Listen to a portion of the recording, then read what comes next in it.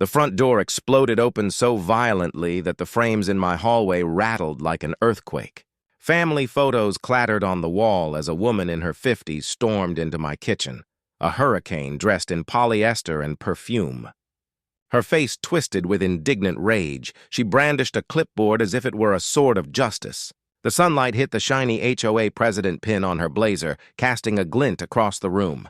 "This is your third violation this month," she screeched, her voice shrill enough to slice through the air like shattered glass. "Your grass is half an inch over regulation height. Your garbage cans were visible 37 minutes past pickup. And that mailbox? A complete disgrace to the community." I stood frozen in the doorway, coffee mug hovering midair, watching this stranger march around my home as if she owned it. She ran a manicured finger across my countertop, searching for dust. Then, God help me, opened my refrigerator and wrinkled her nose as though she'd found a crime scene. "Excuse me," I said finally, forcing my tone to stay calm, though adrenaline flooded my veins. "You need to leave. Now!" She spun around with all the theatrics of a soap opera villain. Her bleached hair whipped over her shoulder as she thrust her chin high. "I am Karen Thompson, president of the Willowbrook Homeowners Association," she declared. "I have every right to conduct property inspections." When she reached for my phone on the counter, probably to document her imaginary evidence, I stepped forward instinctively. 2 decades of police work kicked in, and my voice shifted into the quiet authority that once talked down armed suspects. "Ma'am," I said evenly, "you just committed a felony. 3 weeks earlier, I'd moved into this calm little neighborhood to escape the chaos of my career. My name's Detective James Morrison. 20 years on the force, several commendations, and a dream of slow weekends, garden soil, and silence. But Karen Thompson had turned that dream into a tactical nightmare. From day one, she'd targeted me like a guided missile. The mailbox? 2 inches too short. The driveway? Stained by a microscopic drop of oil, apparently a violation of subsection 12.4. Even my American flag, she claimed, was the wrong hue of blue. Neighbors had warned me with weary smiles. "That's just Karen," they'd sigh. "She's been president 5 years. Thinks she's running a military base. I'd handled drunks, liars, and gunmen. Surely I could handle one self-appointed dictator in a blazer." Or so I thought. Everything shifted the day of the barbecue. It was a small get-together. Burgers, laughter, music from a Bluetooth speaker. We wrapped by 8 hours before the HOA's noise cut off. But at 6:30 p.m. sharp, Karen appeared, tape measure in hand, a smug grin plastered across her face. 4.7 feet, she announced. "The grill must be 5 feet from the property line. You're in violation." After that, it became psychological warfare. Anonymous typed notes began appearing on my door every morning. "Your hedges are uneven. Your doormat is not regulation brown. Your vehicle was parked backwards."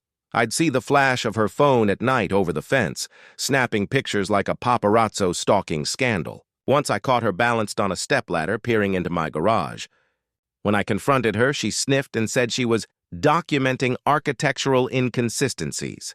Then came the gossip. Somehow, neighbors I hadn't met whispered about my supposed violations. Karen had created an entire Facebook group dedicated to humiliating me, complete with photoshopped images of my lawn looking dead and my porch cluttered. That afternoon, I was outside replacing warped fence boards, quiet, meditative work that helped me unwind. Classic rock hummed through my noise-canceling headphones. I didn't hear the door open behind me, but she did. Karen had been watching from her window, waiting for her chance. She saw me step into the backyard, noticed the front door left unlocked, and pounced. To her, my home wasn't private property. It was a stage for her delusion of authority. 45 minutes later, sweaty and satisfied with my work, I stepped inside and froze. Karen Thompson stood in my dining room, hunched over my table like a burglar cataloging stolen goods.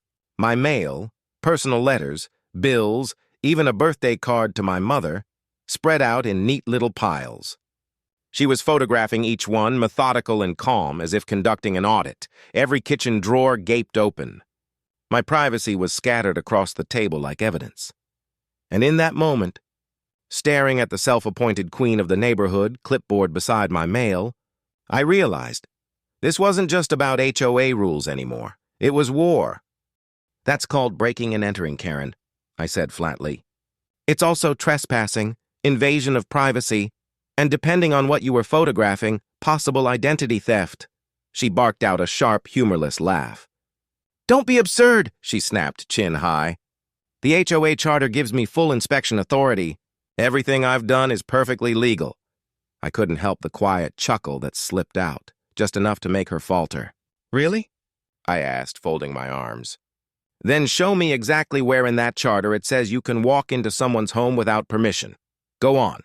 I'll wait. Her face flushed pink, then crimson, as she began flipping through her clipboard frantically. Papers rustled as she fumbled like a student caught cheating. It's implied, she muttered. How else am I supposed to ensure compliance if I can't see inside?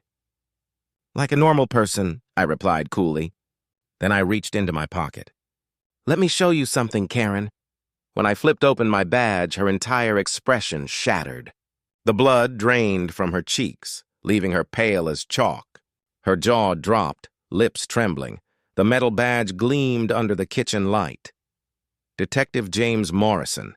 City Police Department. You're a cop, she whispered, voice suddenly fragile. 20 years on the force, I confirmed evenly. And that camera in the corner? I nodded toward the living room. It's been recording since you walked in. So has the one in the kitchen, and the one by the front door caught you entering without permission. The clipboard slipped from her hands and hit the floor with a hollow smack. Panic rippled across her face. This is a misunderstanding, she stammered. I knocked. I thought I heard you say to come in from the backyard. I raised an eyebrow. Through my noise-canceling headphones?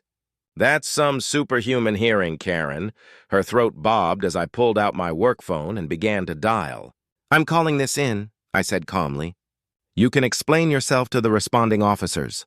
Wait, she blurted, stepping forward before freezing when I lifted a warning hand. We can work this out. I'll leave right now. We can forget this ever happened. That's not how crime works, I said evenly. You don't get to undo a felony because you're caught. I brought the phone to my ear. Dispatch, this is Detective Morrison, badge number 4729. I need units at my residence. Burglary in progress. Suspect is still on scene. Her knees gave out and she slumped into the dining chair she'd been violating my privacy over minutes ago. Tears welled up, smearing her foundation as her voice cracked. Please, she begged. I have a reputation. I run a real estate office. This will destroy me. You should have thought of that before you broke into a police officer's home, I said quietly. Or anyone's, for that matter. My badge doesn't make this worse, Karen. It just means I understand exactly what you've done. Outside, faint sirens began to swell in the distance. She heard them, too. Panic flickered in her eyes like the last sparks of a dying flame. I'll resign from the HOA, she pleaded. I'll approve every one of your violations. I'll pay for your fence. Just, please. You still don't get it, I said as the sound of car doors and boots approached. This isn't about HOA rules anymore. It's about criminal behavior. 2 uniformed officers entered through the still-open front door. I gave them a clear rundown and handed over my phone. They watched the footage in silence, jaws tightening as the video showed Karen rifling through my mail and drawers. Officer Martinez turned toward her, voice professional but firm. Ma'am, I need you to stand and put your hands behind your back. You can't arrest me, she shrieked, stumbling to her feet. I'm the HOA president. I know the mayor. My husband's a lawyer. None of that matters right now, Martinez said, producing the cuffs. You're under arrest for criminal trespass and unlawful entry. The metallic click of the handcuffs echoed through the dining room like a gavel striking wood. Karen's face twisted between fury and disbelief as the officer began reciting her rights. You have the right to remain silent. Anything you say can and will be used against you in a court of law. This is insane, she spat, thrashing in protest. It's his word against mine. Actually, I interrupted, holding up my phone, it's your actions on high-definition video against you. As they led her toward the door, Karen threw one last venomous glare over her shoulder. "You'll regret this," she hissed. "I'll sue you for false arrest. The HOA will come after you." "Looking forward to it," I said with a casual wave. By then, the neighborhood had come alive. People peeked from porches and driveways, the air thick with disbelief and satisfaction. Mrs. Chen from 2 doors down began a slow, deliberate clap. Bob from across the street raised his beer in salute. As the patrol car rolled away, Karen's muffled protests still echoing inside, a neighbor muttered, "About damn time someone stood up to her." The district attorney's office moved fast. My security footage, combined with witness statements from neighbors who saw her enter my home uninvited, made the case airtight. Karen Thompson was formally charged with criminal trespass, unlawful entry, and attempted identity theft for photographing my personal information. Maximum penalty, up to 3 years in prison and $25,000 in fines. Not bad for a woman who once thought she ruled the neighborhood. Karen's lawyer husband scrambled desperately to secure a plea bargain, but the district attorney wasn't interested in leniency, not for a woman who'd spent years tormenting her neighbors under the guise of community order. The law, it seemed, had finally caught up to the queen of the cul-de-sac.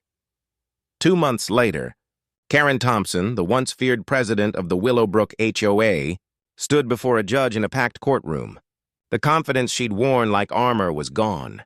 Her voice, once sharp and commanding, trembled into silence as the judge read the verdict. 1 year probation, $5,000 in fines, 200 hours of community service. It wasn't prison time, but the punishment that followed was far worse. The very next morning, the HOA board called an emergency meeting. The same group of people who once nodded obediently at her every word now voted, unanimously, to strip her of her presidency. Karen sat in the back of the room, shoulders hunched, her face blotched red from crying as one neighbor after another took turns speaking. They told stories of her harassment, of notes taped to doors, of rulers and measuring tapes appearing out of nowhere, of late-night photos and threats of fines over garden gnomes, porch lights and paint shades. By the end of the meeting, the same woman who once dominated them all sat quietly, clutching her handbag like a lifeline, surrounded by the wreckage of her own doing. Within a week, her real estate firm announced her dismissal. The official statement cited irreparable harm to the company's reputation. Unofficially, everyone knew what that meant. No one wanted to buy a house from the woman who broke into one. Then came the headline splashed across the front page of the local newspaper. HOA president arrested for breaking into detective's home. Her mugshot said everything her words couldn't. The smudged makeup, the hollow eyes, the faint outline of disbelief that this was really happening to her. And when the judge read her sentence in full, she bowed her head and began to shake, quiet sobs rippling through the courtroom. The woman who once commanded an entire neighborhood with a clipboard, tape measure, and threats of citations was now stripped of it all. Title, career, and power. For Karen Thompson, the real punishment wasn't the fine, or even the probation. It was the irreversible, total loss of control. The very thing she'd lived for, now gone forever.